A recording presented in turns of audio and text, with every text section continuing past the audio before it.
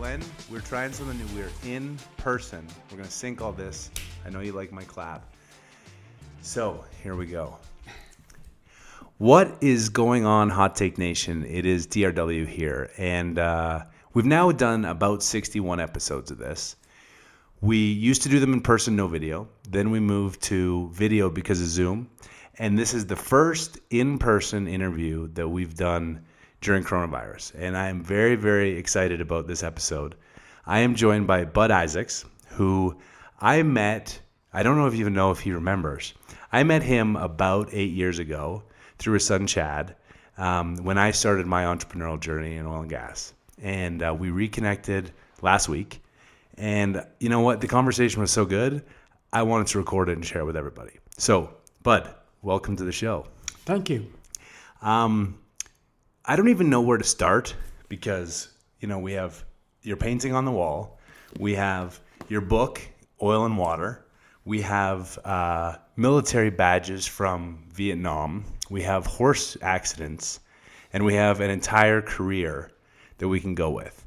So I guess I want to start with, let's go with 1985. If I remember, you were Petro Lewis timeframe. Beginning of your career, middle of your career. Is that about the right time? Yeah, but my career started back when I was in college. I roughnecked out in the Gridley gas fields and down offshore in Louisiana. So it really goes back further because I sat in my dad's coupe in Coalinga, California when I was 6 years old, and he was showing me what happens when you can blow out a string of drill pipe. And there was spaghetti everywhere. So my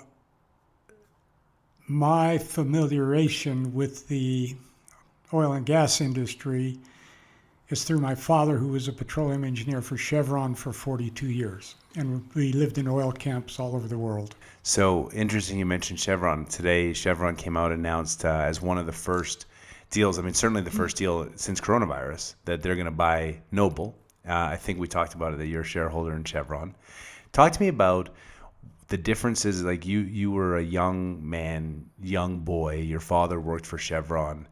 You've seen Chevron all this time, and you've seen the growth in ESG. You've seen the anti-fossil fuel movement. You've seen everything, really, right from the beginning. How would you describe, if you were to summarize the last 50 years, about how different it is for a company like Chevron from your initial memories of them to now?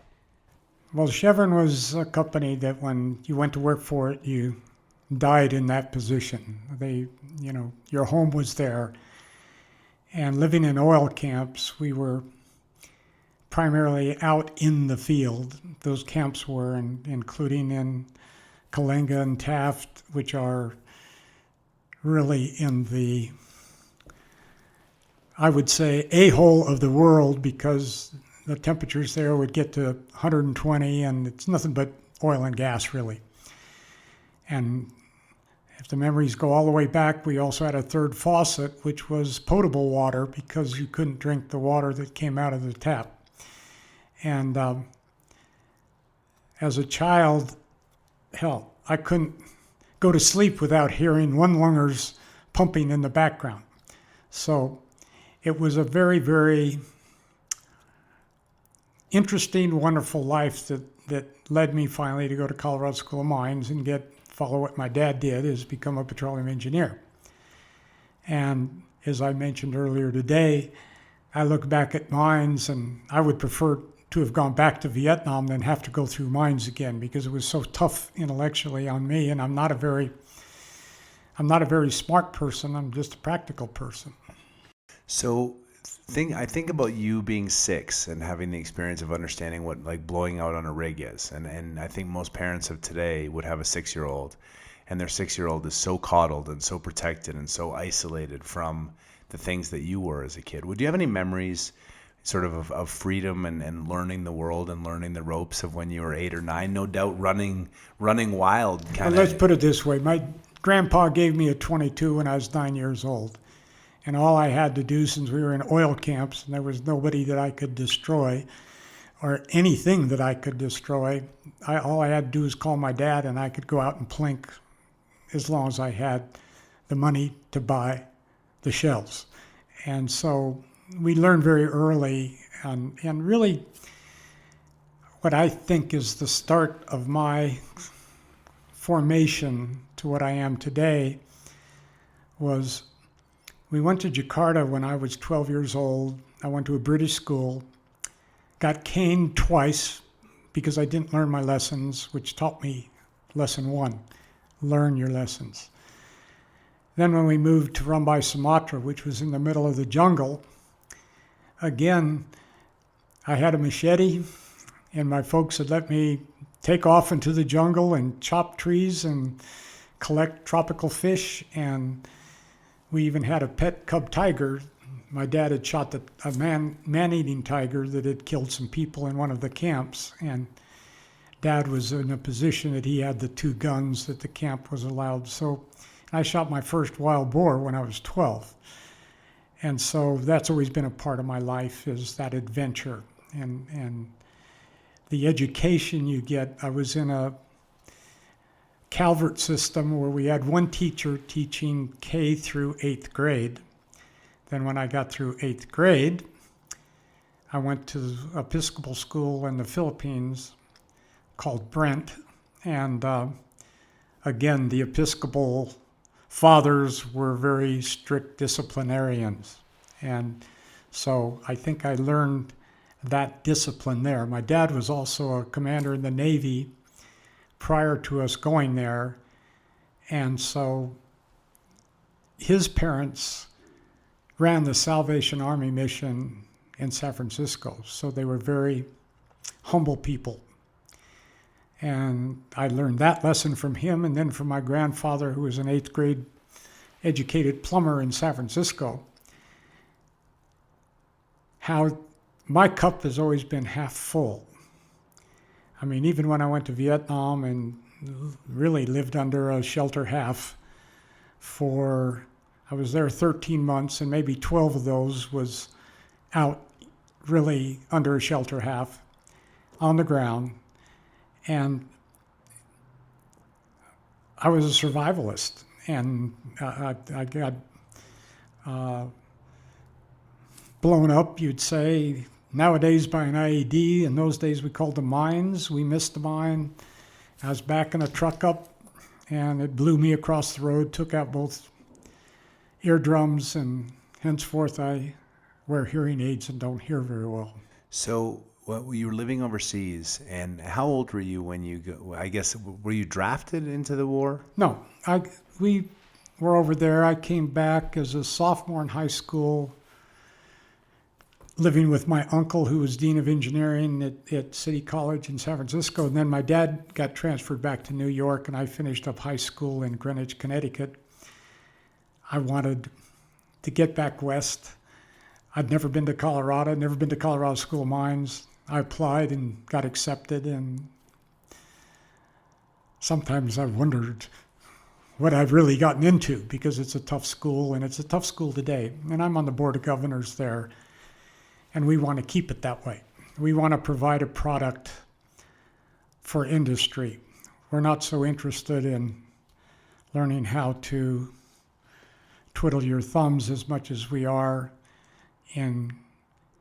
we're in the business just like anybody else is. We want to have a product that people want.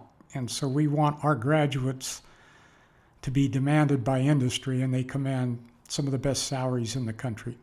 So you had graduated fully from Colorado School of Mines before going over to Vietnam? No, I went to Colorado School of Mines. I was in ROTC. Okay. And so at that time in ROTC, we were allowed to work for a year before we had to go back to the engineering basic course and become a full-fledged lieutenant, second lieutenant. And so when and that's where I met my wife of 53 years. She was 17, I might add, and I had already graduated from college, worked for a year, and she was just a youngster. But it's worked out. Yeah, 53 years would suggest yes. 53 years. We're proud of that. And so when I was down at Fort Bragg with doing nothing really, biding my time for my commitment. Vietnam started and they were asking for volunteers, so I volunteered to go to Vietnam because I could get jump pay because I'm airborne, I could get combat pay and regular pay. So it was a way to almost double my $200 and something a month salary. And I said, why not? I mean, if I'm going to be here, I might as well do it. And it turned out they needed an officer with the 101st Engineering Officer, and I happened to be in the repo depot, they called it, where you came into country, and they moved me up there instead of with the outfit I'd originally been assigned to. And my 6th day with the unit is when I got blown up. And I was only out for 10 days. It was just like getting shot with buckshot, because in those days they just used bamboo and TNT basically, and we missed that mine when we were opening Highway 1, and it got my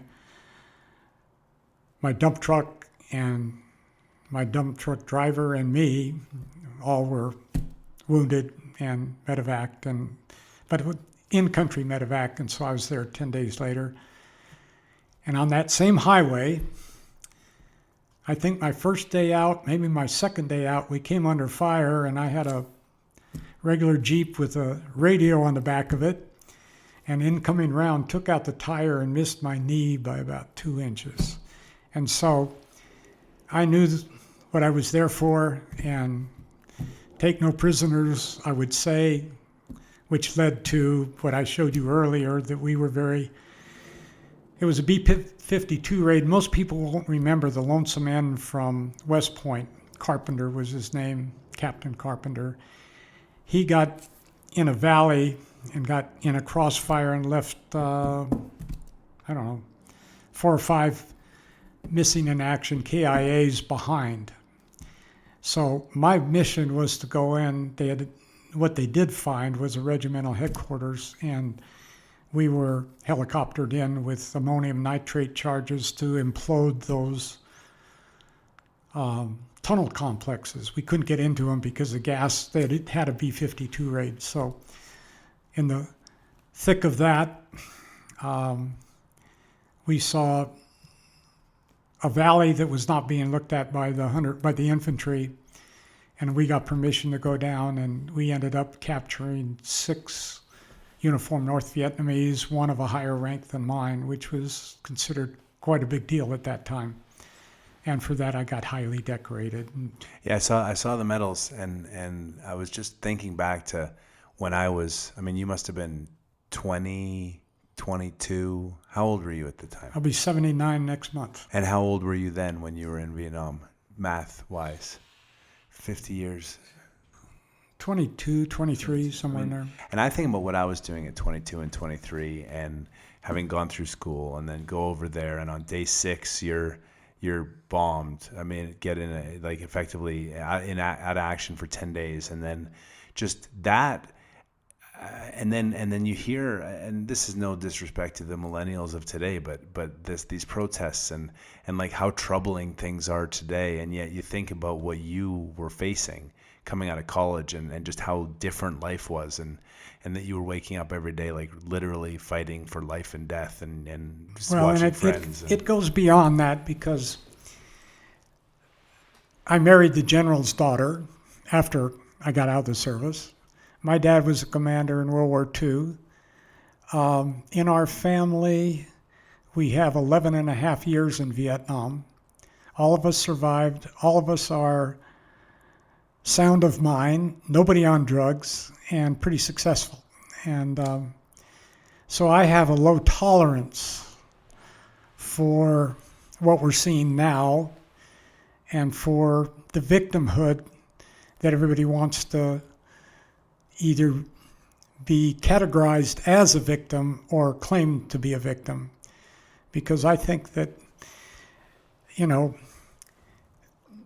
the Bill of Rights means that we're all given, we all have the same opportunity, but it's up to you to take advantage of the opportunity. And I know too many people that came from nothing, both black, white, yellow, and green.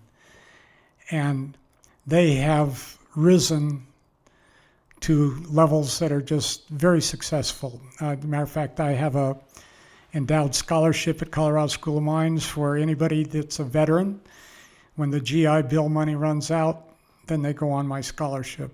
And I've always believed in helping those that can get out of the fray and need a little hand up to get over the top. And I've put a couple of illegals through Colorado School of Mines that have done that. And it's pretty thin at the top. The triangle gets very narrow at the peak. Mm-hmm. And somehow or another, the country today wants to give more empathy to those in the bottom tier than the guys that have struggled through it and made it. So my effort and support is for helping the people that need that other hand up. So when you came back from Vietnam, before we leave Vietnam, is there a story, and I know when we were chatting last week, one of the things that really struck me was how optimistic you are, and like you're a glass half full, like work, earn, etc. There must have been a time when you were feeling depressed or sad or questioning your life choices in Vietnam, or nothing.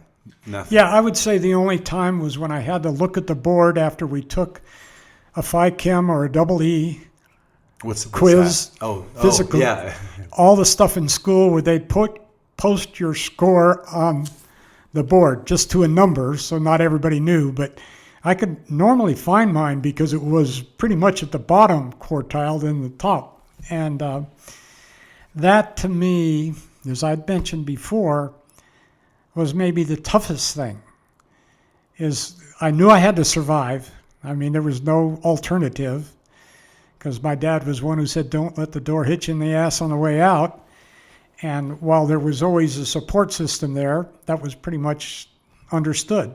And I think where I was going, and I do get bifurcated when I tell stories, but where I was going when I was a freshman in high school, I did not see my folks for 12 months when I went away to school in the Philippines, because in those days you didn't fly back and forth. So I became independent pretty early. I had an older brother that paved the way, but that probably has established why I'm as independent as I am now. I just learned that you got to depend on yourself. You can't depend on, you depend on the people that work for you and you respect, and you're always going to be in the service business. You're always going to serve either a greater God or a greater employer. And it was drummed in me very early that the better I make that guy I'm serving look, the better off I'll be, because he'll carry you along. So to this day, I don't mind, basically if we had a big tree go down in our yard, I was out there bucking brush and cutting it and throwing it into the chipper. That's just me. Yeah. That's the way I like to do it. So you got back from Vietnam and you weren't married to your wife at the time? No, but I was shortly when I got back. I bet you Because out of a plane load of 350 guys that came back from Vietnam when I came back, and the war was still on, but we de-roast out, she was the only round eye that met the plane. And we'd been into Asia, so, it was pretty nice to see this blonde, hazel-dyed, and everybody on that plane wanted that. and you're like, I'm gonna take this one. So you got married, and you have 3 children. We have 3 children. Our daughter, who is 50, has 3 daughters, and they're moving back to town. And our middle son was adopted because we went 5 years without any luck. And then Chad, whom you know, was born 7 years to the day after my daughter was born. So thinking about the lessons you learned from your parents and the lessons that you'd learned at Colorado School of Mines and then in Vietnam, and thinking about the way you raised your children, either in the same way that your parents did, or different? What were some things? What were philosophies that you had as a parent? You'd have to ask my wife more than me because I was working, and you mentioned 85. I'll go back a little further. I came up here after working for Chevron for 1 year before I went to Vietnam, then working for Union Oil when I came back because Union, I wanted to get as far away from the Orient as I could.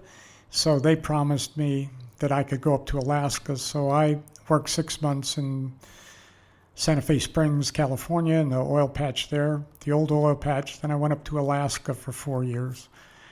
And that may have been my toughest decision, was to leave Alaska. I'm a hunter and fisherman and outdoorsman, and it's a paradise. For sure, then it was. And although my wife, on the other hand, wanted to get back to the world. And so,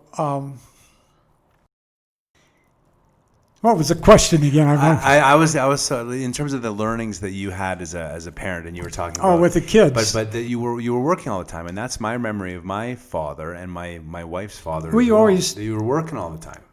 We started early camping. When we were in West Texas, I bought a interest in a little ranch down on the, not ranch, a little motel-ish place on the Conejos River down in southern Colorado. I used to drive up. We took the kids from the very get-go out, tent camping, hiking. As soon as they were old enough to hold a weapon, I had them shooting. Just this last Christmas in Durham, North Carolina, we took all 3 girls, their mother, and my wife and I went to a shooting range, and they had the time of their life. Mm-hmm. You know, people... I've always been around guns, so it's natural for me. I'll give you a conversation earlier today with the Cherry Hills Police because we've got coyotes again in our neighborhood. And the police officer said, well, why don't you shoot them? And I said, because they're not giving me a target. So, you know, I've always loved, and we all have our avocation, but we all have our, what is it? I'm missing the word, but what we want to do. And I've been very involved always in the environment, and this has pushed me to the project we talked about earlier on the Upper Colorado River. Which I really want to talk about because I think it ties, I mean, you have a book that's called Oil and Water, and you had a whole career in oil, and the environmental is so natural, but also the outdoorsmanship and the stewardship of the environment is so integral to everything you did growing up, but also as an oil person, also as a water person, also as an environmental person. Like it's all tied together. Well, people don't appreciate what it means to be born in North America. Having lived where when we'd flush the toilet, you could watch it go down the drain in our house, where there are open sewers in Jakarta back in 1956. Coca-Cola came in a big can that you took a jigger of Coke and a soda water that you put in a cartridge to get your Coca-Cola. So I think I've had a unique experience in living and being first a minority. In Jakarta, they had just purged all the Dutch, so there were no Europeans there. There were just the embassy personnel for the British Embassy and for the Americans. Those are the ones I knew. I didn't know about other ones, but I learned to fight kites. I learned to play with the guys on the street. I used to ride my bicycle out 6 miles from my house to the only guy that I really was a close English-speaking friend. But I learned to speak Indonesian at the time and survive. You know, you just survive. So I've tried to give that to my kids. I've tried to say that what you need to depend on is your own skills, your own attitude of life, and we've been really blessed with 3 successful, I would call, children, and our daughter's coming back to town and her 3 daughters. One's getting her master's at North Carolina in public health. She'll go on to be a doctor like both her mother and her father are. And then the other one's at Dartmouth. And the other one we're very proud of. The other granddaughter just made the Southern All-American lacrosse team, so she's still out there because they have a tournament of all the All-American picks. Mm-hmm. It's really a college thing. So it is interesting. You talk about your upbringing and all the experiences you had, and then the teachings that you gave your kids. And I mean, and then your kids were successful, and then by extension, your grandkids have sort of all followed that template. And there's always a saying I remember, and I don't remember when I first heard it, but it's the first generation makes the money, the second generation keeps the money, and the third generation blows the money. But you really are principled and focus so much on giving back to the community and earning things with your own hands, and you've really built 3 generations of workers and people who contribute. I mean, what advice would you give parents who are looking at their kids now and saying, man, what can I do to be better? The advice I would give: discipline, education, and find what you love to do. And if you can marry them, I've always been a hunter or a fisherman. So being in charge of acquisitions for Petra Lewis, when I had infinite money to spend at that time to buy properties, was no different than looking at a river, seeing a fish that's feeding, and trying to figure out how can I get him. So that's always been what's motivated me. And we're very fortunate that our daughter married a Canadian who is one of the top hand surgeons in the country. He'll be coming back to Denver. He's back in Denver, heading up the hand surgery for Anschutz. And I really think it's the parents more than the grandparents that raise the kids. But as long as we're alive and the grandparents can associate with us, even though they don't all agree with my conservativeness, they all think. And the one thing I tell all my college and the youngsters, we've still got Chad as 11-year-old and a 9-year-old soon to be, is, you got to have respect for your elders. You got to do the best you can at whatever you do. But you got to have some discipline. And I see too many of our friends and kids around us that really haven't had that, and then they don't set their own template, their own goals. I mean, I was big in the Boy Scouts here. I was council commissioner for a number of years, put on a camporee out here, and the beauty of the Boy Scouts is they establish goals.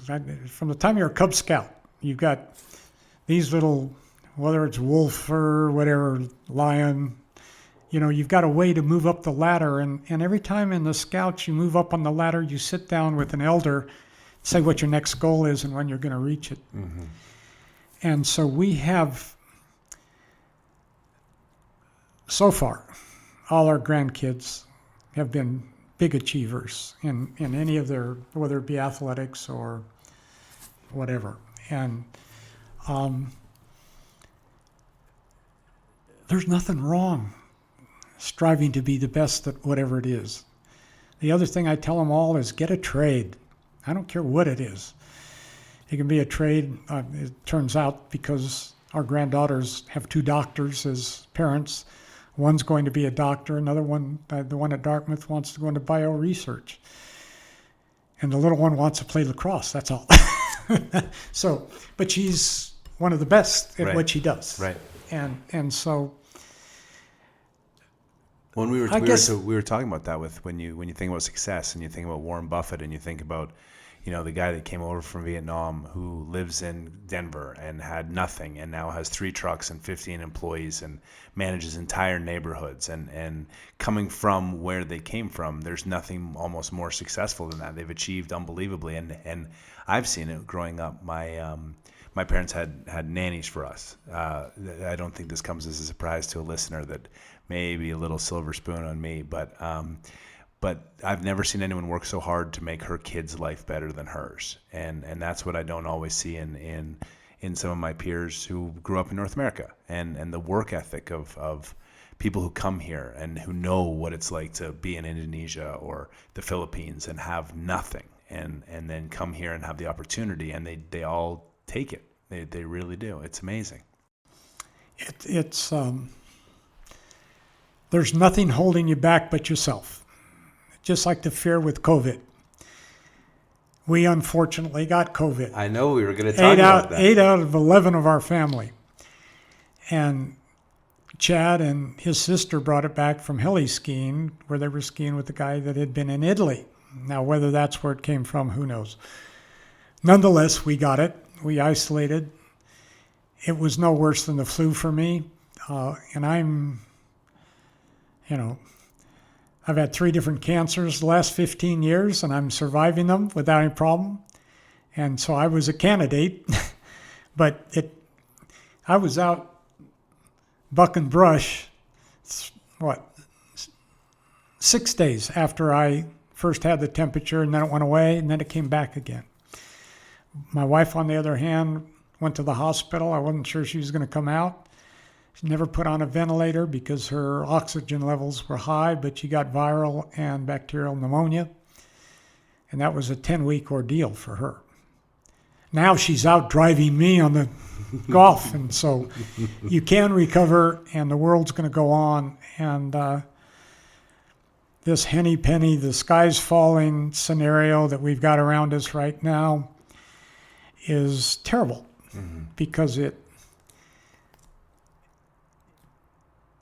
it's showing examples to our kids that aren't really the ones you want to have. And the kids aren't really that affected. I mean, we have Chad's 2 kids tested positive for the antibodies and never had a symptom at all. And it's going to weed out some people. People that have issues are going to, it's a killer. It's highly contagious. But we'll get through it, So what would you do, having had it, but also with just your breadth of experience in life and given, no one could ever say that you are not a contributor, and you're the kind of person that people would want to see in politics, quite frankly, because you have all this life experience and you can balance trade-offs. If you were in charge, and let's just take Colorado for now, and you're Governor Polis for a week, what are you doing that's similar or different that you think helps bring things to a head or whatever, but in COVID? But then also, we both know that the economy is going to have there's a big disconnect between the market and the economy, and we're going to have to live with this for a long, long time. I'm curious what you would do. If I were Polis, I would declare I'm independent and have no political issues, number one. Because the politicians are playing this both directions, and it's terrible. I would be respectful of what we've learned. We've learned that masks do help. We've learned that isolation helps, but isolation kills other things. I think the biggest thing I would do is find any way possible to get kids back in school, and do it smart. I mean, if you look at the science, even though the science seems to be changing every day, we get new readouts on science. But from what I've read and from what I know from my doctor kids, is that the youth are going to live through this. There may be a few that don't. They might not have anyway. And if we slow down a year in here, it's going to be multi-years later on. And I have suggested, like to Chad, that if the schools are going to do it over the internet, not have schools, let's go hire a teacher, get 3 or 4 families that have kids the same age, all pitch in to pay her or him, whoever, and let them teach out of, like I learned, out of a book that gives you what you have to know when you're a, 4th grade, 5th grade, 6th grade. Yeah. They do have good books. And there are a lot of teachers. There's, just like our granddaughter at Dartmouth. She's a sophomore. She's made the crew team as a freshman. They're still not sure what they're going to do, but she thinks that Dartmouth is going to come out, that on campus is just going to be for juniors and seniors. And the rest of them are going to have to do it over the internet. And she's not that. She took statistics, physics, and chemistry this semester on the internet. And she says it's not a good experience. This is a kid that scored 35 out of 36 on her ACTs, who likes the competition. Yeah. She wants to get the A. And this pass-fail that they're doing in these colleges now is really teaching the wrong... The participation medal. Yeah, well, it's a participation, and you're an athlete. You know what it's like to work your butt off to be the best, squash player in Canada. Yeah. And it takes sacrifices, but it's a motivator for you in your life. And I think if I were sitting in Polis's position, I would listen to the teachers union. I'd listen to the science and what they've learned in Singapore and Taiwan and Iceland and the places that have sent kids back to school, and they've done fine. And protect the teachers, but let the kids be kids and learn in school.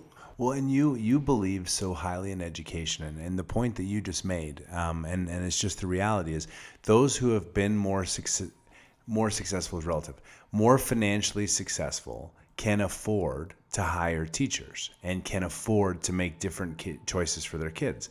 And so, I'll fully admit we have been huge supporters of public school the entire time. And as soon as we found out that they were going to potentially delay, all of the things that we had our son in public school for was to learn how to engage with everybody.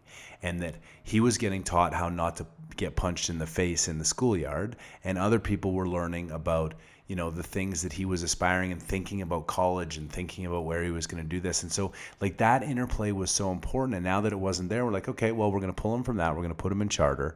The charter is going to be a whole bunch of like-minded kids. It's online. It's highest education because we didn't feel like he got the right experience at DPS. And so now the difference between him and someone else who should have the same opportunity is going to be much, much different.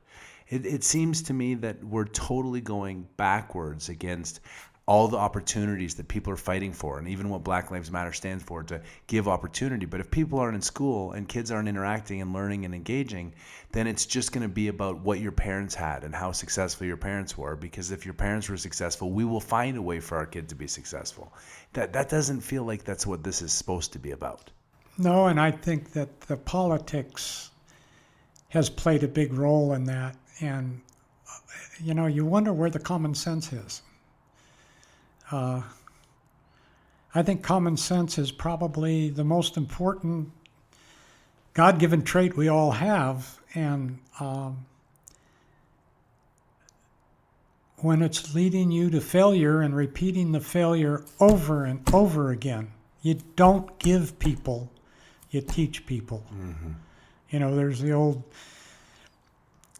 Don't give them a fish, teach them to fish and catch fish, and then they can go on with it. And we've put in so many programs, so many crutches along the way that people aren't learning that, and so they follow the loudest voice. And they're getting taught. I don't really approve of what they're teaching in school anyway now, because it's a very, we're all bad. Us white guys. I don't say I'm a German American. You don't say you're a Canadian American. You're an American. And we're all American, and I'm extremely patriotic. I've got standing in that. I come from a family. I've got 2 in-laws that are with Joint Special Operations and doing things that the public doesn't know about, which is good because they have to be done. I got another one that's a full colonel teaching at West Point. So we've got a lot of military in our heritage. And military teaches discipline. And in Bud's world, if I were in Polis's position, anybody that defaced anything would be out there on the hottest day cleaning it up. I would gather up those people, all of them, and put them out and make them clean up what they've done. Yeah. If you look at the graffiti around the Capitol, Oh, it's disgusting. you look at the homelessness. We were riding our bikes down the Platte. As we got to Evans from Chatfield, you look on the other side from where we were, it's all homelessness. Then we came back, and in Little Dry Creek, there was a guy in there freebasing with his little propane torch. That's not what we want for our kids. Mm-hmm. And the only way you do it is you have discipline. The British, I got caned, but after my second time, I never got caned again, ever. And I got through all the school that was really tough for me. So there has to be lessons learned. And sometimes it takes what I've said 10 times now. We lack discipline in this country. It is interesting to think about how ebbs and flows. And I think about, obviously I wasn't born in the 60s, but I think about the 60s as being this sort of like, and Vietnam, then peace and love and the sexual revolution and all that, which then swung so hard the other way in the 80s because of the AIDS virus. And then everyone was and then parents who, I even remember being allowed to roam and go wherever I was going to go. My parents had no idea where I was. We were very independent. And now, helicopter parents and these ebbs and flows of society. But it does feel like we're a lot less strict, and we're so afraid to offend, and we're so afraid to discipline, and we're so afraid to say our mind. Well, say what you really mean. We're overprotectionists, if there's such a word. Yeah. We want to coddle. I give our son credit. His kids ride from his house to his ex's house, all the places in between, which is probably a 6-mile area, and they're 11 and 8. I think he would be, the liberal fraction who espouses all this freedom. They'd go crazy with that. Right. They would say he's abusing his kids. He's not abusing his kids. He's letting them find out how to cross the street, how to cope with something that's not in their regular pattern. Yeah. And you're building resiliency. Like you have to know your parents are not going to solve all your issues. Well, I always used to we have a gay middle son, and he always used to say, "Dad, what was your favorite time?" And I said, the 50s. Everybody was out doing something, and it was pretty clean what they were doing. And he says, "Oh, that's the worst time." And so that in itself gives me another perspective of how different people look at different things. And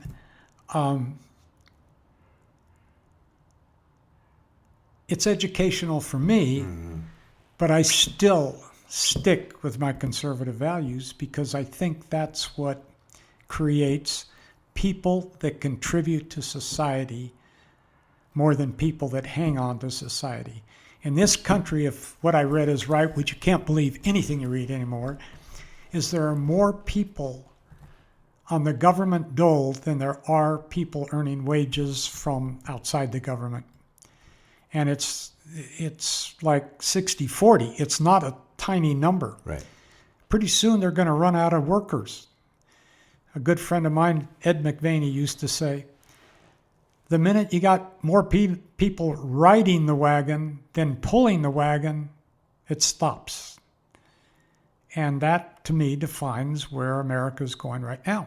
Well, what I love, because I mean, you're a self-professed conservative person, and again, in today's day and age, it's like, oh, if you're conservative, and you get labeled, and yet, as you said, if I heard correctly, your middle son is gay, and like it doesn't matter. You have values and discipline and knowledge, and you give back to society, and you're involved with the Colorado School of Mines. I mean, you just give all the time, and I think people mistake that just because you have conservative values doesn't mean conservative people aren't paying attention to the world and are all, greed is good and capitalism is bad and all this kind of narrative. In the book, Oil and Water. Yeah, let's talk about the book. I really want your views on it. The reason that Oil and Water's there is because if you look at the environmental good things that have been done in this country, it's been fueled by people that have been successful. So the money that I can put in to cleaning up the upper Colorado River is money I made out of extracting oil and gas or buying companies. Mm-hmm. And so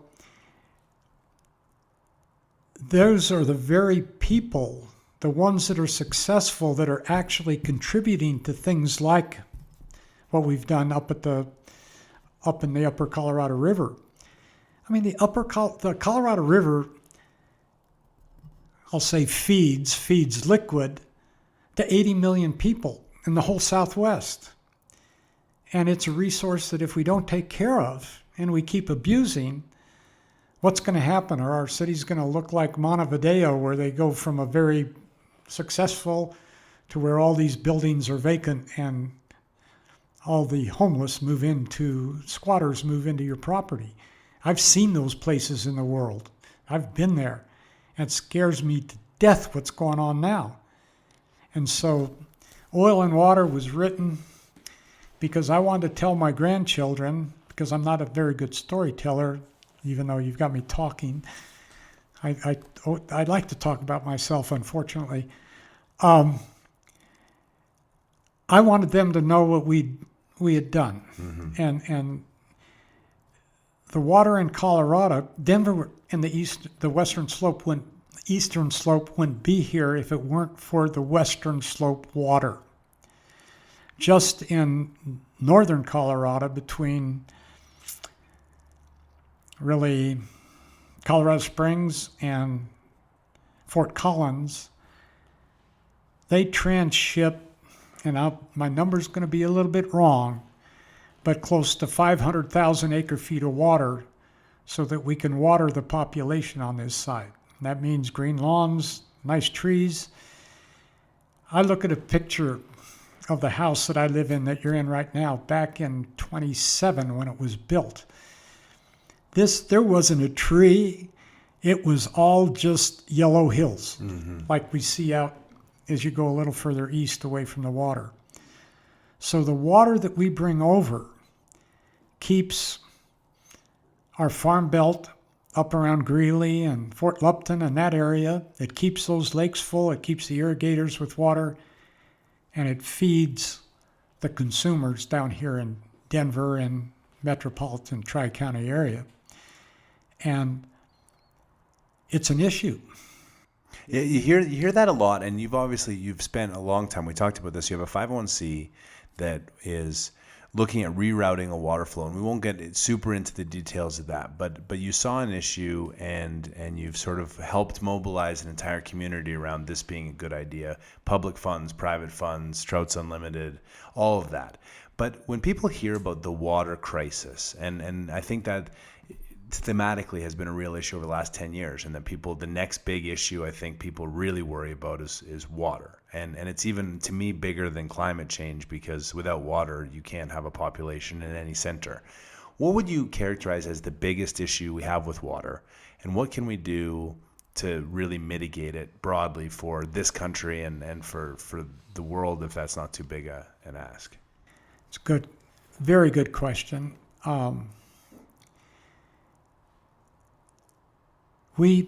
In my website, ucra.us, we have a video in there that Trout Unlimited did, where they went down in Denver and they asked people on the street where they thought the water came from. Now, I'm sure they had people that did answer it that didn't get filmed, Right. but the ones they filmed, it comes out of the faucet. They have Kind of no- like energy. We just plug it in and it Yeah. works. I don't know where it comes from. Electricity just comes from God. So education, again, is probably the most important. There should be a subject taught all through the Southwest where we are water deficient. They should be educating in school where your water comes from, how it has to be treated, how good, like Denver Water does in providing reasonably priced water, just like we in the energy provide for the cheapest energy in the world. People don't look beyond their nose. Mm-hmm. And being an earth scientist, I mean, I just sent my wife out today to get one. There's a book, Ancient Denver, I think it's called, at Nature and Science, that shows the real history of Denver, the geologic history. And it shows what bugs, what animals, what it was like during the Cretaceous and the Paleozoic and the more recent times and how the mountains uplifted. I think we've taken a lot of that out of school. Mm-hmm. And, one of the most important education programs I ever had was I was in sophomore in high school, and my folks sent me to a conservation camp for a week. And we saw the bug life, we saw the animal. I mean, I could show you video that I have that I've taken the last 4 or 5 mornings in Vail of a water ouzel, the dipper bird. The dipper bird is the canary in the coal mine.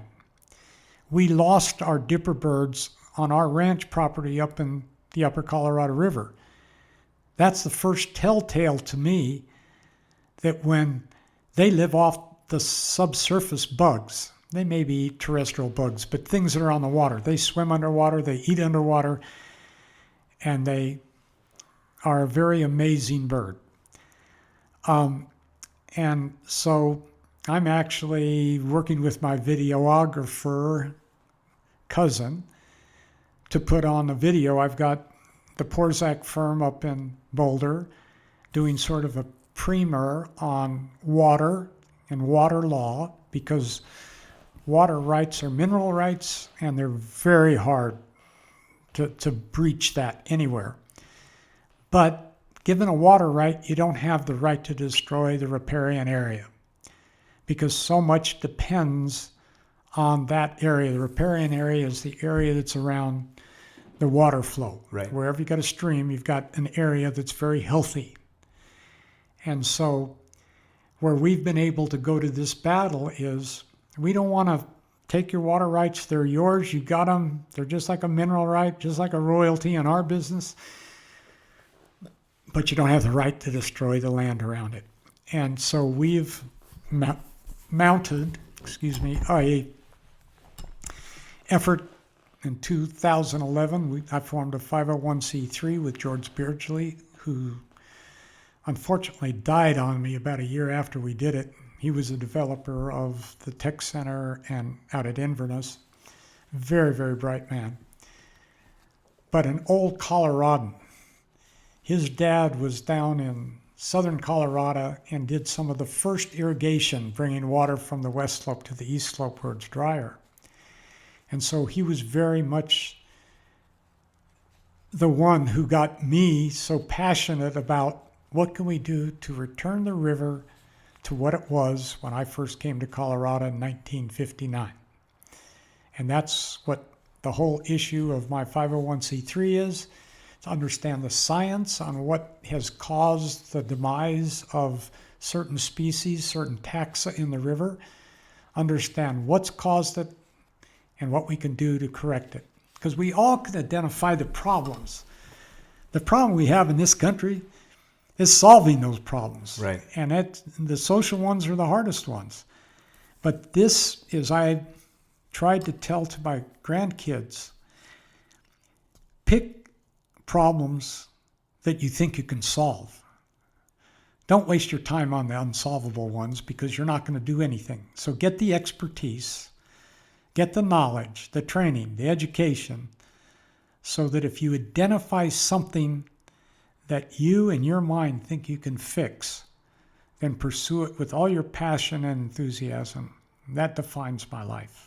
So we talked a little bit about homelessness, and I mean, I think of it as it's a major problem for a lot of reasons. We can talk about the economy, we can talk about the shutdown, we can talk about the loss of jobs, we can talk about the Fed printing money, which is like a Band-Aid at best. But how does one even contemplate some of these major social problems like you're talking about, or well, and we won't talk about the water, but the social problem like homelessness? How do you even contemplate addressing that, where you have a whole bunch of people who have been underserved by society and for one reason or the other, mental illness or just laziness and everything in between, have sort of opted out and are now camped around the Capitol? How does the city of Denver 6 months from now address that and make people more productive as members of society? And how do we get a better place? That one is the one I just can't get my head around. Make them work to eat. If they're going to move them all to the Coliseum, like I've heard rumored, that's fine. But then put them out there, give them a constructive job so they feel good about themselves. And I'm a petroleum engineer, I'm not a social engineer, and I know how to take care of my own, but I don't know how to take care. I mean, I've indicated to you where my charity is. Yeah. My charity is fixing the environment, so 10 generations from now, they can benefit from it. Because it'll be what it was when it was healthy. And I'm not trying to take it back to, before the white man came to America. I'm trying to take it back to when I remember as a kid. You can't fix, too many of the folks today want to judge everything from today. And I'll try and give you a quote.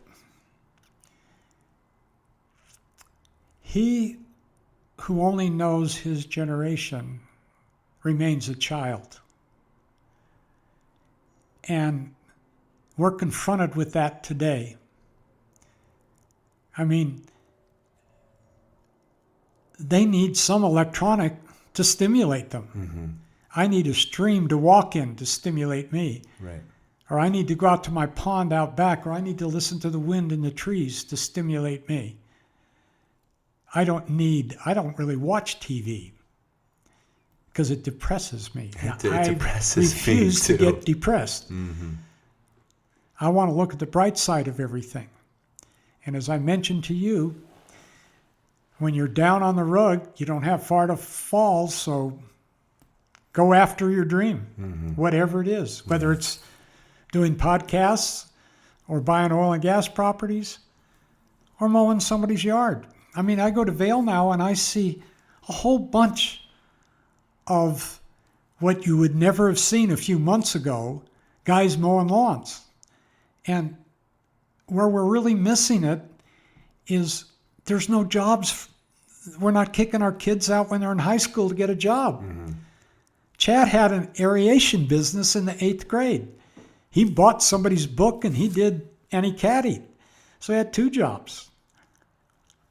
Our daughter, when she was in medical school, went down to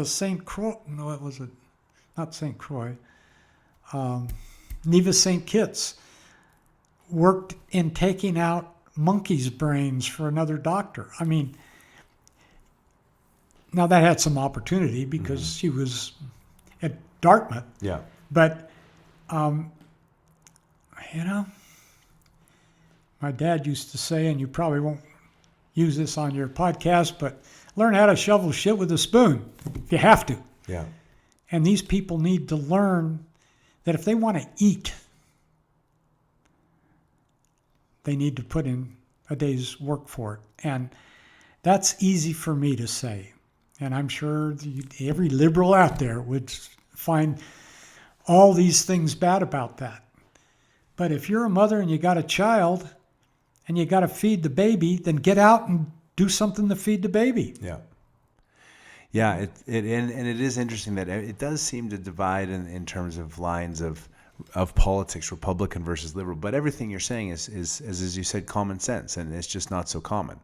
Now, we talked about your hobby, and I wanted to talk about the painting. So I don't know, just over Bud's head, you can see a painting on the wall.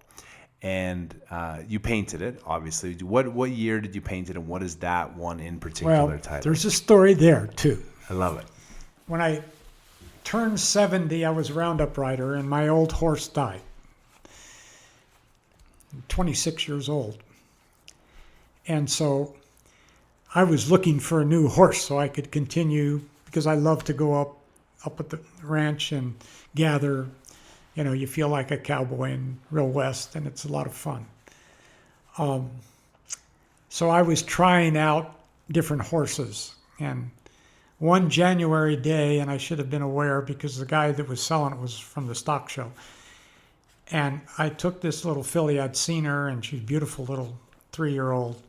Ugh. And I like to hunt, so I like to hunt on horseback with my dog. My dog finds the birds, points it. I get off the horse and go shoot it. And so I took her out on a windy January day out at the Bluffs, which is out near Byers, Colorado. The wind was blowing. Calmed her down after she was in the trailer, and I took her out for maybe 40 minutes and put her through everything I thought you could put her through. I was turning her around to buy her, and I don't know what happened. She got a burr up under her saddle or something. She started crow hopping. I think I lasted 8 seconds, but I lost the stirrup, and she started to go how they get towards the trees, and I've lost 2 friends that way. So I decided to bail. Well, being an old parachutist, I knew how to do a PLF, which is where you sort of land on your side. I'd had rotator cuff surgery on my right side before. I was trying to protect my shoulder, and you're doing all this at an instant. And I landed on my ribs and broke all my ribs on my right side. So, you know, it's an effort to do anything with a few ribs broken. It's really tough with all the ribs. And they thought I was a real candidate because I was 70, shouldn't have made it through it. Well, we had a trip scheduled for the South Pacific, Tahiti. And that was 5 weeks after I'd broken all my ribs. But an airplane chair was the most comfortable for me. I tried it out before. So we flew to Tahiti. And everybody's out having a ball, and I'm stuck in the room. And you get tired of reading. You get tired of, we didn't have television there, or really even good Wi-Fi. And there was a picture on the wall. And I got a pencil, and I started sketching. That's a 70. And since that, this is a picture I did. Let's see, we took our granddaughter to Africa, and that's a sunset in Africa. And I take a picture of something. I've got a couple more in the house. And I actually entered an art show this last year down in Florida. And you took it up at 70? Took it up at 70, yeah. I was an engineer. I couldn't draw or color anything. And it just, I continually go under chemoembolizations for recurring liver cancer and kidney cancer that keep rearing their head. And I get a downtime after that. And during the fall and when things quiet down a little bit, then I'll take them up again. I'll show you some other in the other room that I've done. But I never knew, this is one of an eagle, one of my early ones. There's another one over there. It's just doodling. It's just I have to keep my hands busy. You can tell I'm trying not to be fiddly here, but It's hard. It's taken me 60 episodes to learn how to keep my hands to myself, so that I don't bang. I'm curious. I mean, you've done everything, and do you have any regrets? I go to Bible study and I listen to a lot. We got maybe 40 men in our Bible study, and everybody's got an event that they either regretted or it was tough to live through. And as I indicated earlier, I'm not very intelligent, so I don't even remember the bad events. I regret nothing. I've been a faithful, hardworking husband, provided well for my family, and when the time comes, I don't want to be premature, but when it comes, I'm going to say, I walked a good life, and really don't think I stepped on anybody. Maybe did, but you don't know it. And being in charge of acquisitions for Petra Lewis and really building my career around buying things, my mind always worked, find out what the other guy wants and needs. And if you can provide it, you can make a deal. If you can't provide it, just say thank you and go to the next deal. Yeah. There's lots of deals. And so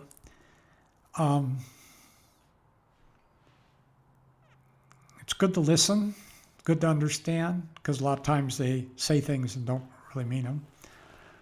But along the way, and I've done business with some very well-known people in the country, not just oil.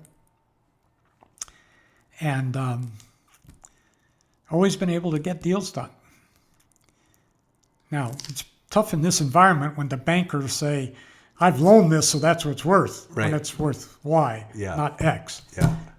But we'll this is a good time to be looking for opportunity. And I'll cite an example and even name a name. I knew Harold Ham when Harold Ham had a high school education, was driving a water hauling truck. And if I call Harold today, he'll answer the phone. And Harold, Continental Resources, at one time was purported to be, the man in America. It's not that way now. He's been through a lot of different things. But Harold knew more about the subject than any of his competitors. When he was gathering water, he knew which wells were capable of more. And if he could buy them at salvage value, he'd do it and then turn them into money and turn them into opportunity. So you don't want to give up. You want to go out and look. There's opportunity around every corner, different opportunity than maybe you're trained in or very used to. But there's opportunity. You got to find it. It's not going to hit you in the face. And so it was a little bit hard after I broke all the ribs. It was a little bit hard when I found out I had cancer, and then I found out 5 years later I had cancer again. But I said, all right, I'm dealt the hand, I'm going to play it. Yeah. And I've been able to play it pretty good. Well, and we talked about Petra Lewis, and when we first started chatting, like really chatting last week, and you were talking about Petra Lewis really taught you, because I think, if I remember right, you did. Jerry Lewis was a mentor beyond mentors. He taught me lots of things. And Jerry was just a really, really good person underneath. He followed some advice that I didn't agree with at the time when they finally, we sold a lot of properties to take care of the bank debt. There was an opportunity when we bought those properties to own those properties, not move them out to partnership. Mm-hmm. Some of us tried to convince him, but the salespeople always prevail, and they said, oh no, we can raise a hell of a lot more money by showing that we've got these properties and warehousing them for more partnerships. But that was a turn, in my opinion, that caused the demise of Petra Lewis, is that if they would have kept those properties, Petra Lewis would be a very successful independent till this last price thing. Right. I mean, this last one hurt everybody. Yeah. And but that's going to create opportunity. So you got to look at it. I mean, I think you were with Chad and I the other day when we were trying to buy a property from the bank, but the bank refuses to sell at that level. They may woe the day, they may not. Yeah. But you started, so you had done a whole bunch of deals with Petro Lewis, and then you'd had to sell a whole bunch, and that sort of made you realize that you could do it for yourself. And yeah, I had a big break. I was in charge of acquisitions before the early 80s rolled around, and when we went through the first price collapse, the banks got anxious. We owed them $1 billion. In that time, $1 billion was worth a lot. And we hired Solomon Brothers to help us sell it, but they had an out clause with Gulf because they were also trying to sell Gulf. They knew that if that was a much bigger fish to fry, but they prepared our sales brochure for us, which helped me out. And then when they 86'd us, I was left with selling the properties, and by May 10th, we brought $800 million in the door, and that was a big. What's the model they call? We had partnerships, we had banks, we had debt, everything had to be meshed together. yeah, And so, like a syndicate. well, yeah, I mean, we had limited partnerships, and some limited partnerships owned ownership, and the other limited partner, very complicated. Yeah. A Rubik cube that was solvable to get the money where it needed to be for the bank debt. But then that left the investor somewhat holding the bag. And by then the writing was pretty well on the wall that we were going to have to get rid of it. That's when I decided to leave and start my own thing. But having Petro Lewis behind me and sort of being in charge of that, the engineering part of that, I was a pretty good hot ticket at that point, knew everybody. That's how I knew Harold and a lot of the other people. And so before 86 rolled around and everybody was laid off, I brokered deals. And one of the big deals I brokered was with some people here in town and Exxon. And when I saw everybody else getting in the business, I decided that I should be getting my fees in ownership positions. And then I stepped up and made the successful bid for LL&E when they left the Rockies, all on a whim. I had people I knew I could go to, but I tied the deal up, and then I turned it over to where the money was. And that got me going, and we built a company based on those deals and being pretty smart at times. Never hit the big home run, but we did a lot of singles and doubles, and fortunately have no debt going into this thing. Yeah. So, and have really turned to buying personal royalties, mineral interests, because the mineral interests will stay there forever. And it's turned out, obviously, pretty well. So what is the thing, looking back on that part of your career, that you're most proud of? Do you have a story that's just, or a time that you just reflect back on and say, I can't believe I did that? Well, I guess one story was in Alaska when I had identified, I mentioned I was the engineer on the monopod platform in Cook Inlet, and identified that there was some opportunity in a completely different zone that we were looking at. Sorry about that. No, you're good. And I presented it to my boss, and he sat me down and said, when you can go tell that to your wife and she understands what you're talking about, come back and tell me again. That's a lesson learned early on, that you don't, in our business, you don't oversell them with too much BS or facts that don't matter. Show me where the bottom line is. Show me the money. Show me how it's going to work. And so that was a big lesson. Another lesson was when we tied up all Conoco's production. It was a big package, $800 million package. And I was unable to sell the idea of the tight gas changing. And so we backed that down to about a quarter the size. And I was unable to make that point. Another point was with Jerry Lewis and Dwight Moorhead and Mike Street at Petra Lewis, I was unable to tell them, convince them that we didn't want to be in the partnership business, we wanted to be in the oil business. Because then we had never had that problem, because those properties would always pay off the bank debt. Right. And then you could have survived the low time. If you didn't have the debt, The other big thing in my lesson is leverage is a two-edged sword.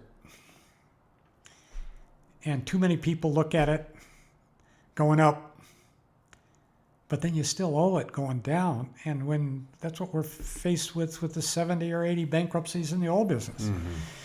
Everybody was borrowing money because everything looked so good on paper. And I'll tell you, Jerry Jones of the Dallas Cowboy fame, when I bought his first packet of production from Rand Ricks, said, Bud, I've been looking at all this stuff in paper and what it's worth on paper. What will you give me in cash for it? And we did the deal. Yeah. But again, too many people outsmart themselves. And I can cite some other examples, other ways where I told people they were crazy, and then they went ahead and got it done at the level that I didn't think was reasonable. Mm-hmm. Now, looking back, I was more right than they were. Right. In some instances. But you go through all this. And so the lessons that I've learned are, I'm going to turn off the news. I'm going to go enjoy my family, my dog, my properties, and I'm going to live out as long as I can, just doing what I love to do and not worry any more than I have already. And I have a hard time with the liberal charity mentality, because when Lyndon Johnson married all the unwed women to the federal government was the start of the demise of what we consider a republic. Because all of a sudden now we've got 85% of the babies are born with unwed mothers. Mm-hmm. Not that there's anything wrong with mothers. It's just that it's awfully nice to have a father involved or a father figure. We live in interesting times, and I think the thing I'll remember the most about this discussion today is that if you only know your own generation, you really are missing all of the lessons that got us here. And just because you didn't live through it doesn't mean that it didn't happen. And to start as a 6-year-old with your dad at Chevron and learning the oil field, and then Vietnam and Colorado School of Mines, an entire career in energy, charities, environmental, Boy Scouts. You've done it all. You've lived it all, and I feel very blessed. And I hope everyone who listened. I play a wicked harmonica too. Of course. Every time he says something, I feel more and more badly about all the decisions I make. But you're a fascinating person. I absolutely, you. I'm so grateful that you spent the time and opened your home and opened your mind and your heart to share these stories, because I think that they're so interesting and they're so valuable. I learned a lot. I hope everyone did too. And we'll look forward to the next conversation. Until next time, be safe, be good, have a great day.